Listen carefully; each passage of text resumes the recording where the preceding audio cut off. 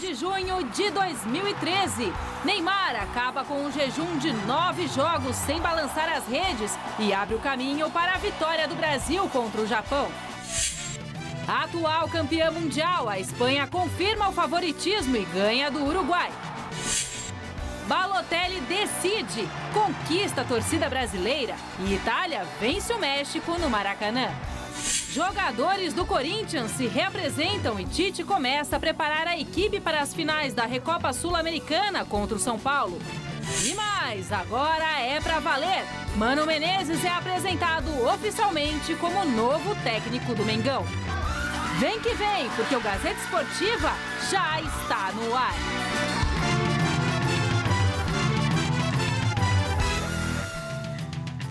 E você vote na enquete que está no ar no site gazetesportiva.net. A pergunta é sobre a primeira rodada da Copa das Confederações. Quem estreou melhor na competição? Brasil, Espanha ou Itália? Acesse, vote, o resultado sai no fim do programa de hoje. Meninos? Eu confesso que ontem vendo o jogo, até escrevi depois na minha coluna Na Cara do Gol, da gazetesportiva.net, no site, eu começava a rir à toa vendo a Espanha jogar. De longe. É o futebol mais encantador do planeta Terra. Não é nenhuma novidade, mas cada vez que você vê, você se encanta. Quer dizer, o Brasil já foi assim no passado, tivemos 82, 86 nem tanto, mas também era uma seleção forte, 70 pelo que eu acompanhei depois, mas o Barcelona hoje é que a base da Espanha é o Barcelona, mas a Espanha para mim é a grande referência, a grande seleção e para mim a grande favorita e quem mais me encantou. Fui o Brasil, porque a Espanha eu coloco fora. Não misturo. Todo mundo... É o concurso, é isso? Não dá para misturar. Quer dizer, você fala assim, quem foi melhor? O Pelé, o Maradona, o Zico... Só, tira o Pelé e vamos discutir o resto. Então esquece a Espanha. O Brasil jogou melhor que a Itália. Convocado para substituir o lesionado Leandro Damião, o atacante Jô entrou no fim do jogo e deixou o dele na estreia da seleção. E a TV Gazeta foi pé quente para o atacante do Galo. O repórter Adriano Dolfi assistiu ao jogo com a família do jogador e acompanhou a festa da família Silva com a vitória do Brasil. As fotos mostram a paixão do seu Dario e da dona Tânia pelo filho, o atacante Jô do Atlético Mineiro e da seleção brasileira. Recordações da Europa e, claro, do Corinthians. O Corinthians abriu as portas muito bem para ele e para a gente. Tudo que a gente tem, a gente agradece ao Corinthians, né? Deu oportunidade para ele muito cedo no futebol, entende? Então, do Corinthians eu não tenho o que falar, é um grande clube e foi muito bem representado. As fotos a gente procura no jornal, fazer sempre coleção, colocar em pasta, né? Fazer álbum, pôr no quadro. Bom, e o Jô chegou ao Atlético Mineiro e no Galo ele teve o melhor momento talvez da carreira, né, seu Dario? Justamente, o melhor é isso, ele falou com as próprias palavras dele, que foi o melhor momento da carreira dele, foi no Atlético Mineiro. E o que ele está vivendo nesse momento? O que ele está falando da cidade de Belo Horizonte, do Atlético, do Clube do Trabalho também com o Ronaldinho Gaúcho? Olha, ele foi muito bem recebido, né, lá no Atlético Mineiro e o presidente, né, o Calil apostou nele, o Cuca também apostou nele, deram a chance para ele e é onde ele está fazendo esse bom trabalho, né? Ele tem um companheiro muito bom que está ajudando muito ele, não só o Ronaldinho Gaúcho, como a equipe toda, é uma equipe boa, entendendo? Ele está bem entrosado, né? Está bem entrosado, entendendo? É uma cidade boa, entendendo? Ele está gostando muito da cidade e ele estava precisando, né, dessa oportunidade e está sabendo aproveitar. Acho que é um dos melhores momentos agora, né? Você percebe ele mais feliz? Ah, sim. Graças ao Galo, o Jô chegou à seleção brasileira e a convocação foi uma surpresa para toda a família. Eu estava na rua e ele perguntou onde eu estava e eu falei onde eu estava. Ele falou, eu fui convocado. Então, ele chorou de lá, eu chorei. Tá? Teve choro, né? Teve, sim. Ele estava muito emocionado, estava muito feliz. Olha, pegou todo mundo de surpresa, entendendo? Antes da primeira convocação, foi cogitada. A própria imprensa, alguns da imprensa falaram nele que ele estava merecendo uma convocação, mas ele Eu conversei com ele, quando saiu a convocação, que ele não estava entre os 23, ele falou, não, pai, tá tudo bem, entende? Se tiver uma chance, eu vou votar, eu vou torcer muito para a seleção. Por isso, a estreia brasileira na Copa das Confederações foi cercada de expectativa. Pai, mãe, irmã e até os sobrinhos na frente da TV. E, claro, todos esperando a entrada do filho durante o jogo. Não, para mim já é uma satisfação deles participar, de estar no grupo, para mim já é um orgulho. Importante que nem ele falou para mim, pai, eu jogando e não jogando, importante que eu fui lembrado e eu vou torcer para meus amigos, meus companheiros, fazer uma boa partida. E o senhor aqui na expectativa dele entrar? Não, a gente, mesmo que ele não entre, o importante é o Brasil ganhar. Já com 2-0 no placar, chegou o momento tão aguardado, aos 35 minutos do segundo tempo.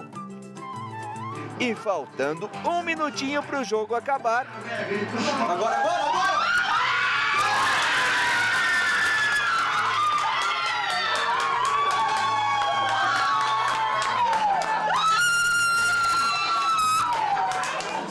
Maravilhoso.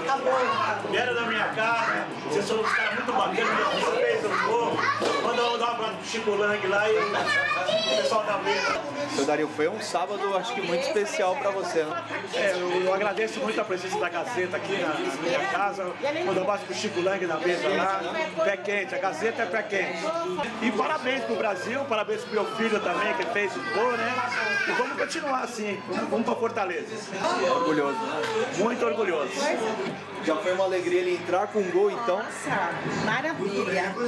Agora, quando tiver o telefonema do jogo aqui pra vocês, o que a senhora vai falar pra ele? Logo ele vai ligar. Quando tiver no vestiário, ele já liga. Vou falar pra ele que é isso aí. Tem que entrar confiante, né? Aproveitar os poucos minutos que ele entrar e tem que aproveitar e fazer o que ele fez agora.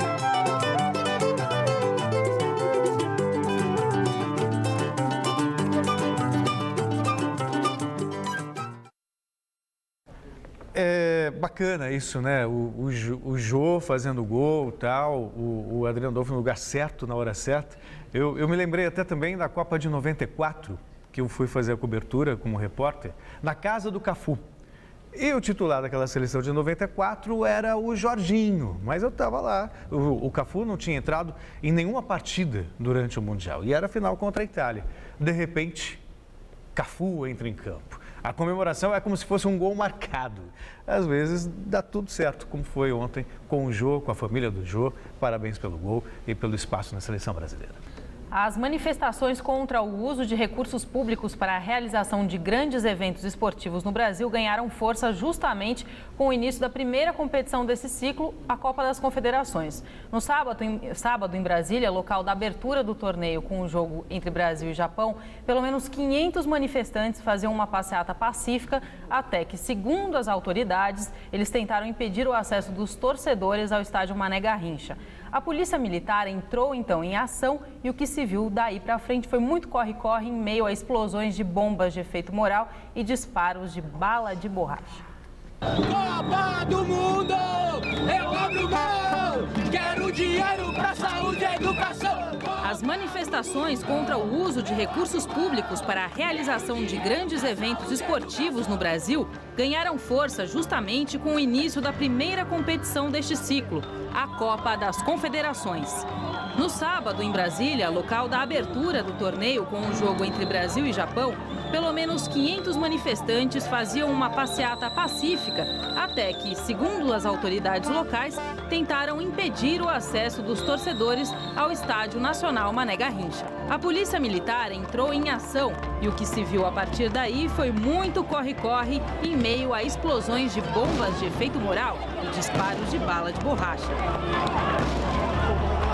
Dentro do estádio, o público, bem diferente dos manifestantes do lado de fora, diga-se de passagem, também mostrou insatisfação e não poupou vaias para o presidente da FIFA, Joseph Blatter, e para a presidente da República, Dilma Rousseff. É um grande prazer, em nome da FIFA, de dar a bem-vinda e a gratidão às autoridades brasileiras, lideradas por Sua Excelência, a Presidente Dilma Rousseff.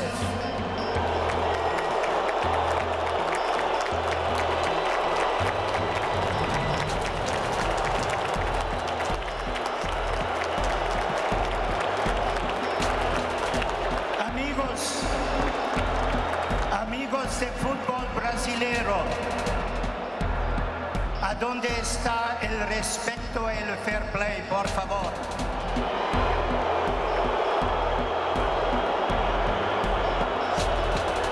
Declaro oficialmente aberta a Copa das Confederações FIFA 2013. Uma situação ruim, uma situação que fica realmente meia desagradável em relação à autoridade máxima do nosso país por tudo aquilo que aconteceu.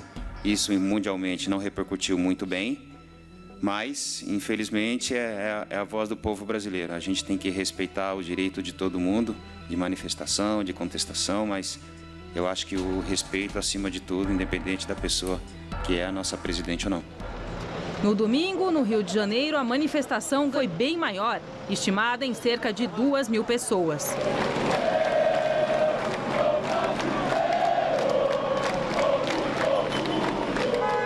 Assim como em Brasília, tudo corria bem até que uma parte dos manifestantes, de acordo com as autoridades cariocas, tentou impedir o acesso dos torcedores ao Maracanã, palco do jogo entre México e Itália. E também, como ocorreu na capital federal, a polícia militar entrou em ação com balas de borracha, bombas de efeito moral, gás lacrimogênio e spray de pimenta.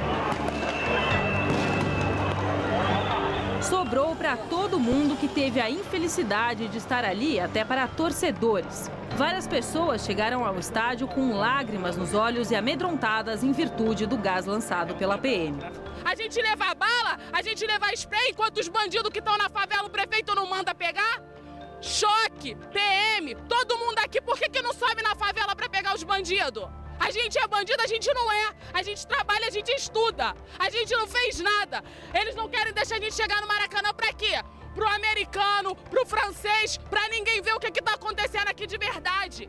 Se vocês acham que a gente vai parar, a gente não vai. E agora vai ficar pior. É só o começo, é só o começo. Quem achar que pode tentar impedir a realização desses eventos, enfrentará a determinação do governo em impedir que isso aconteça. Os eventos serão realizados, os jogos serão realizados e nós não vamos tolerar que nenhum tipo de movimento tente impedir a realização desses eventos. As manifestações serão toleradas dentro desse limite. A FIFA, cobrada a se posicionar diante das manifestações através do porta-voz Pecco Driozola, limitou-se a dizer que confia nas autoridades locais e que a entidade se preocupa apenas com o andamento do evento dentro dos estádios, onde tudo tem ocorrido de acordo com o esperado, conforme os relatórios positivos sobre a mobilidade dos torcedores. Mesma posição do comitê organizador local. A gente reconhece o direito de manifestações, livre-arbítrio, enfim, isso é comum, é esperado, está dentro dos planejamentos operacionais. E, no entanto, isso é um assunto que a FIFA, o comitê, eles somente monitoram, porque, obviamente, a gente está preocupado caso tenha algum impacto em nossa operação dentro do estádio e a chegada do fã, mas é uma questão para as autoridades públicas locais. Mas, diante do crescente clima de insatisfação que se verifica em várias cidades brasileiras, as manifestações devem continuar nos próximos jogos da Copa das Confederações.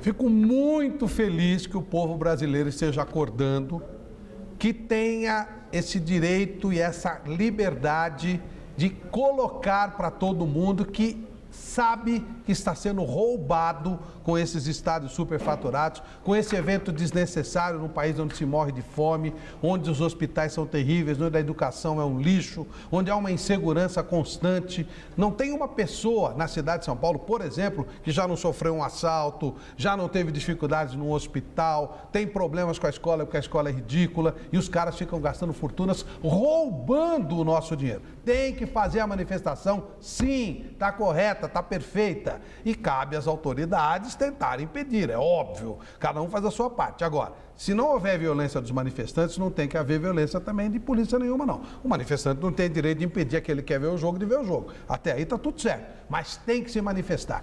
A vaia à presidente não foi exatamente ela, nem partido, nem nada. Sabe o que é isso? Nós estamos com o saco cheio de políticos. Eles são os grandes responsáveis por todas essas mazelas. Agora estão com essa PEC 37 aí que quer impedir fiscalização sobre as mazelas e as mutretas deles. Esse cidadão, Joseph Blatter, não tem moral para falar de ninguém. Quem é ele? Se levantar a vida dele, é um nojo, é um lixo. Ele é rato da sobra de João Avelange, que foi o capo do capo, que começou toda essa vagabundagem no nosso futebol, deixando o futebol do mundo apodrecido.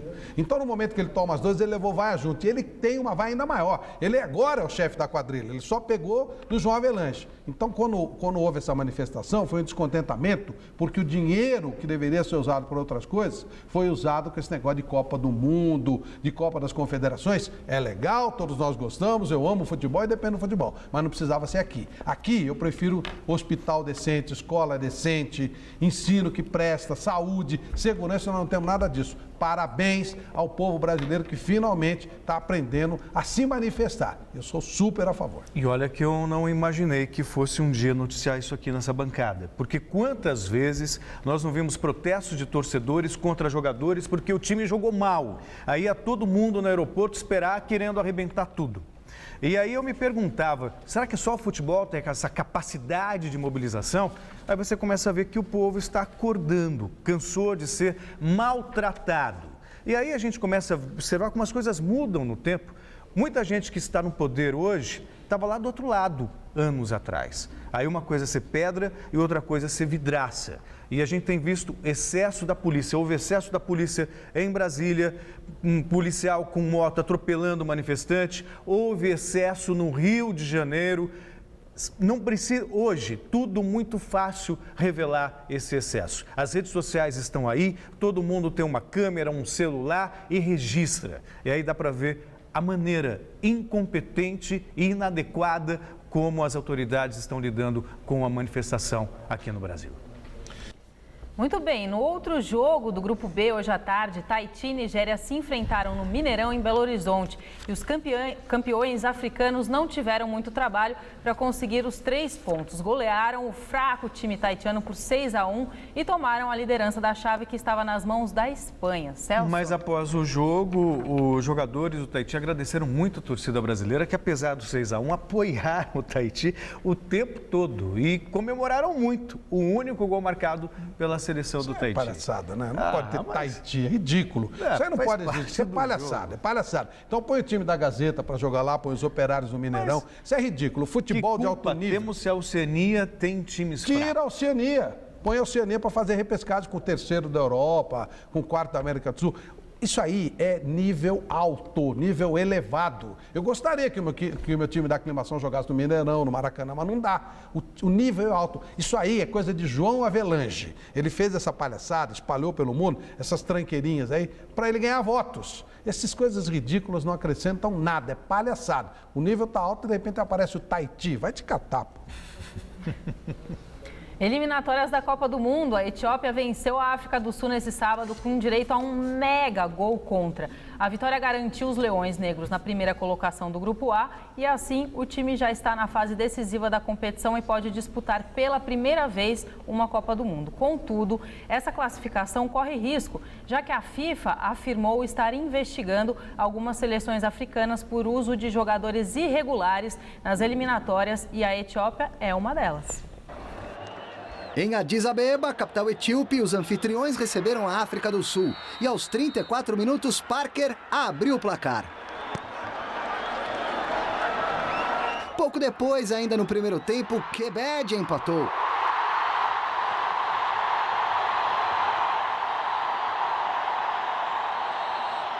Na etapa final, aos 25 minutos, um lance incrível. Lembra do Osés? Peraí. O Parker tentou cortar um cruzamento e acabou mandando contra o próprio patrimônio.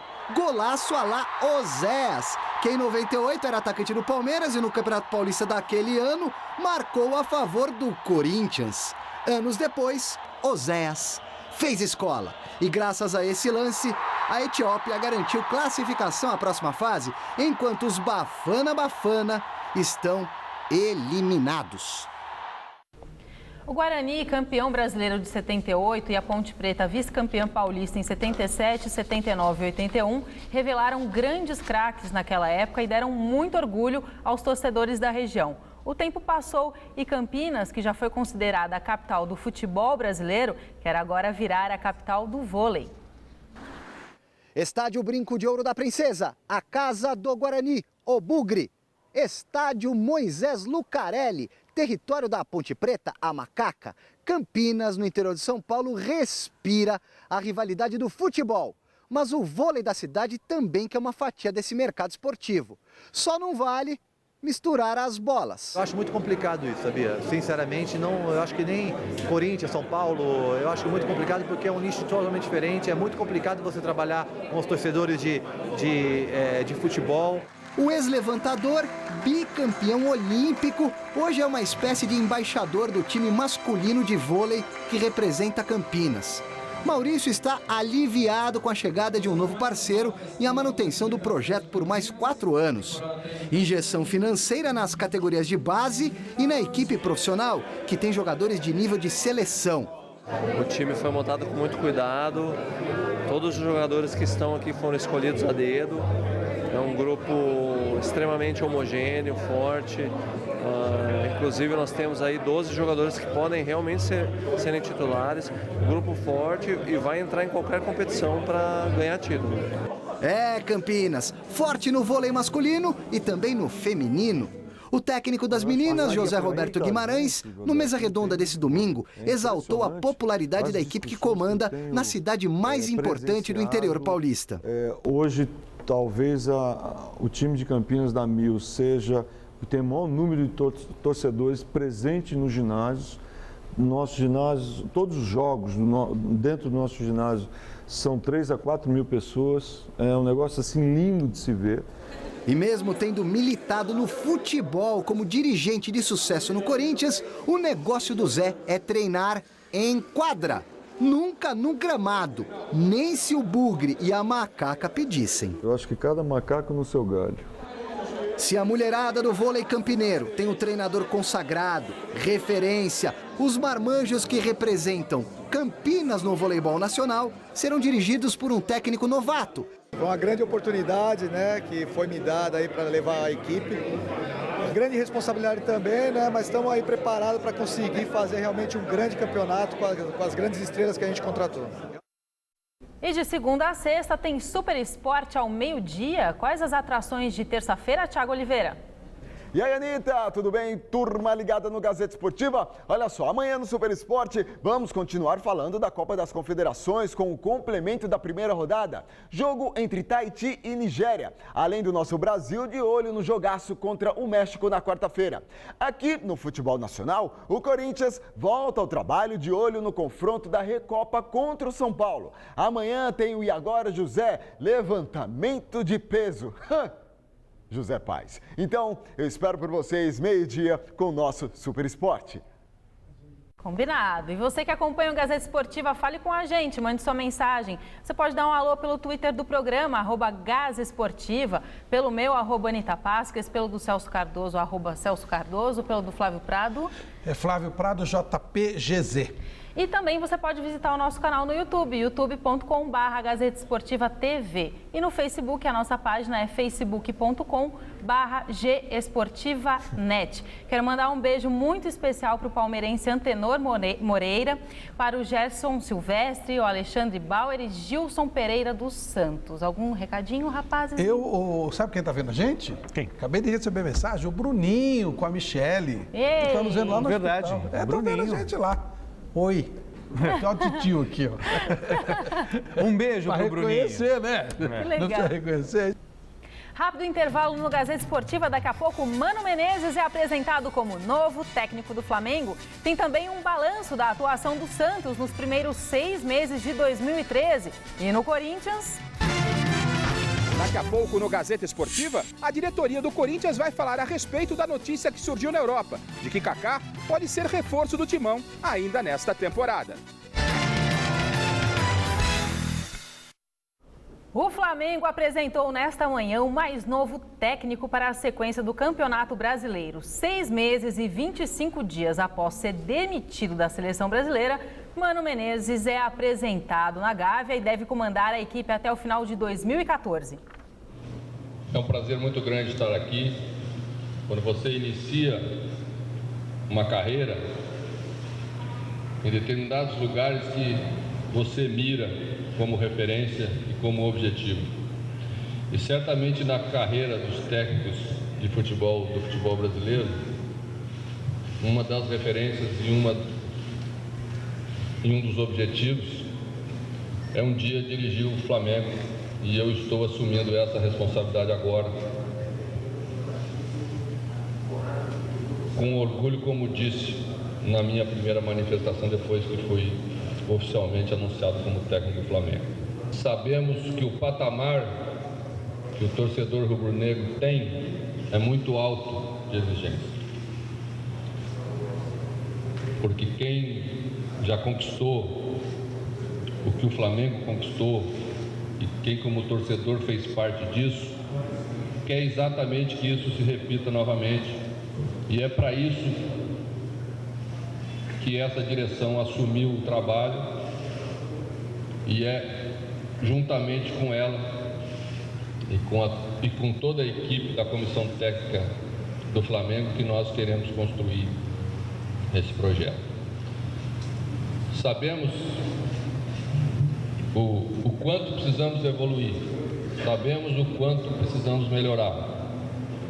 O fato de momentaneamente termos dificuldades, estarmos passando por elas, não pode tirar o ânimo de querer chegar onde precisamos chegar. Basta olhar para dentro do clube e tentar reencontrar aquilo que em determinado momento ficou pelo caminho. E quem também está de técnico novo é a Ponte Preta. Depois de demitir Guto Ferreira, a diretoria da Macaca anunciou a contratação de Paulo César Carpegiani. Com passagens pelo Corinthians em 2007, Vitória em 2009, Atlético Paranaense em 2010 e São Paulo em 2011, ele chega com a missão de tirar a equipe da lanterna do Campeonato Brasileiro. Ele também trabalhou nas seleções do Paraguai e do Kuwait. O último trabalho foi no ano passado, quando voltou a comandar o Vitória na Série B. A apresentação do novo comandante está marcada para quarta-feira. E aí, Flávio, gostou? O que sentiu? Ora, bolas. O meu técnico é campeão do mundo, campeão da Libertadores, dirigiu 2 seleções, jogava pra caramba, um bolão em 74. Bem-vindo! E é só uma questão de inteligência. Ele trabalha com muita inteligência, sabe trabalhar. E aí o chamam de professor Pardal, de maneira pejorativa. Quem não entende, põe defeito. Quem não entende, põe. Mas ele tem que... um absurdo. É sempre a velha história. Deixa os cachorros latirem e a caravana passar. Bem-vindo, grande Paulo César Carpegiani. E o trabalho que ele fez no Paraguai, que ele fez em outros clubes, especialmente no Flamengo, enfim, um baita treinador. Com a Macaquinha está muito bem servida, Flávio. Perfeito. Muito bem. Com exceção do Corinthians, que falaremos daqui a pouquinho, os principais times do futebol paulista aproveitaram essa semana para dar um descanso aos atletas depois de um primeiro semestre corrido. Durante essa semana, nós vamos fazer um balanço do desempenho desses times nos primeiros meses de 2013. Vamos começar com o Santos, que vive momentos conturbados e ainda procura um substituto para Muricy Ramalho. Hoje, o clube anunciou que não está mais negociando com o argentino Marcelo Bielsa. A primeira metade do ano de 2013 não começou do jeito que a torcida santista esperava. Afinal, o Peixe vinha de 3 temporadas consecutivas conquistando títulos e encantando os fãs do futebol. Mas o futebol do Peixe acabou ficando abaixo das últimas temporadas. Muito pelas constantes convocações de Neymar para a seleção brasileira, além dos compromissos particulares do craque. Mesmo com esses problemas, o Santos chegou com tranquilidade à fase de mata-mata do Paulistão. Mas outro baque atrapalhou o clima da Vila Belmiro. O presidente Luiz Álvaro de Oliveira Ribeiro sofria com problemas de saúde e não conseguia estar ao lado do time, fato que era comum desde 2010. Além disso, cresciam os rumores sobre a saída de Neymar para o futebol europeu. Mas isso não impediu o Santos de ir avançando no Paulistão, com muito sofrimento, é verdade. Após disputas sofridas nos pênaltis contra o Palmeiras e Mojimirim, o Peixe chegou à 5ª decisão consecutiva do Paulistão. E o Santos está na final do Campeonato Paulista de Futebol. Porém, na final, o Corinthians acabou levando a melhor na Vila Belmiro e os alvinegros amargaram a perda do título para o arquirrival dentro de casa. É campeão paulista 2013, Corinthians! No dia seguinte, o noticiário sobre a venda de Neymar esquentou de vez. O Barcelona mandou representantes ao Brasil para confirmar a negociação que se arrastou por toda a semana. Feliz, ver que eu estou realizando um sonho e agradecer principalmente a todos os torcedores do Santos. Na madrugada do dia 25, Neymar confirmou que iria mesmo para o Barcelona e fez seu último jogo de despedida contra o Flamengo no estádio Mané Garrincha. Emocionado, chorou muito durante a execução do hino nacional, naquele que seria seu último jogo com a camisa do Peixe. Após perder o maior jogador, o Santos ficou sem técnico no último dia 31 de maio. Muricy Ramalho deixou o comando do time, levando com ele um histórico de conquistas como Libertadores, 2 Paulistões e o título da Recopa Sul-Americana. Um semestre que o torcedor do Peixe quer esquecer e apostar em uma nova geração dos meninos da Vila que vem por aí.